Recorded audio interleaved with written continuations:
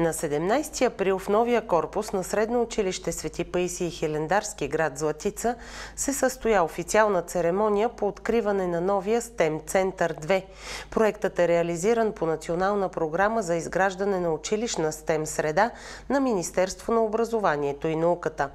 На събитието присъстваха директорът на Средното училище Емилия Микова, професор доктор инженер Илия Гърков, изпълнителен вице-президент и главен оперативен директор на Dundee Precious Metals, Ани Шопова, ръководител връзки с обществеността в Dundee Precious Metals Челопеч, Виолета Василева, старши специалист външни комуникации и събития в Аурубис, България.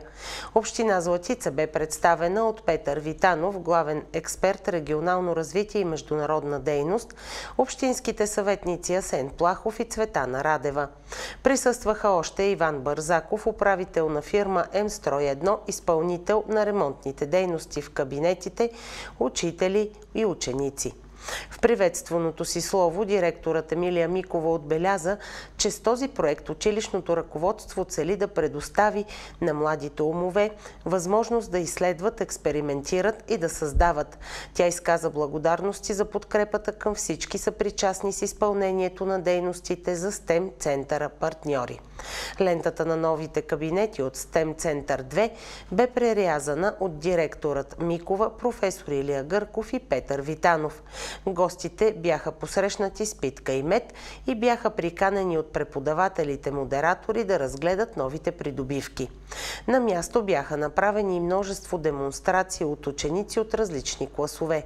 Те разказаха за специалните компютри и софтуери, с които работят, изделията, които изработват с новите уреди и задачите, които решават.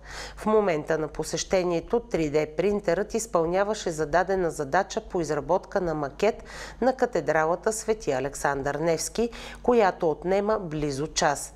Учениците са изработили по-рано и макет на часовниковата кула в Златица. Гостите бяха силно впечатлени от това, което видяха и изказаха своите поздравления към училищното ръководство. Част от присъстващите се възползваха от възможността да застанат на мястото на учениците и да изпробват работата на последно поколение компютърни конфигурации и програми. От Средното училище съобщиха още, че проектът е насочен в две направления – природни науки и математика и информатика. По-конкретно, предметите, към които са насочени дейностите, са биология и здравно образование, химия и опазване на околната среда, физика и астрономия, информационни технологии и математика. Заложено е на 6 високотехнологични оборудвани и свързани класни стаи. Новата STEM среда има няколко програмируеми робота, роботизирана кола за програмиране, закупени са 3D принтер и 3D скенер, осигурено обучение по 3D дизайн и графична обработка. Добавена е подвижна лаборатория Science Bus за практически експерименти в различните области на природните науки и зелените технологии. В новия кабинет учениците направиха демонстрация за измерване на pH на вода, почва и кисело мляко с специални лакмусови тест ленти. Показан бе и модерен микроскоп с връзка към интерактивен дисплей, а гостите видяха образа на напречен разрез на щитовидна жлеза.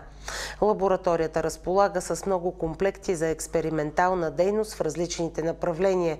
Благодарение на дългогодишния приятел на училището Рудолф Ван дер Веек е постъпило дарение от Пента Колидж 12 професионални монокулярни микроскопа, които също ще се използват в учебните занятия.